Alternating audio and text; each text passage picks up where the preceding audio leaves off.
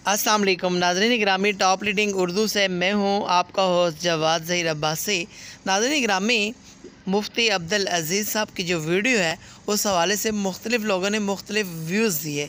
किसी ने कहा ज़नाई मौलवी, लेकिन किसी ने बड़े अच्छे अच्छे कमेंट भी पास किए। जैसा कि आप जानते हैं कि मोहम्मद अली मिर्ज़ा का ये कहना है कि मुफ्ती साहब ने जो हाथ कुरान पाक के ऊपर रखा, पता नहीं वो कुरान पाक था भी कि नहीं।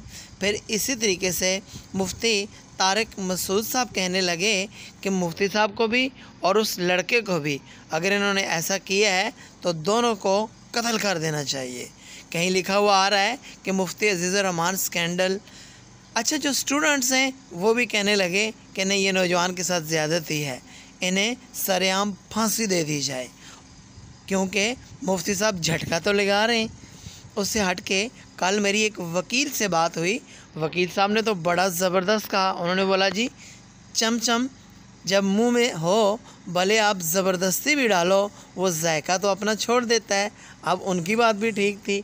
अब मुफ्ती साहब ये कहते हैं कि मेरे ऊपर ज़बरदस्ती खरबूजा गिरा था।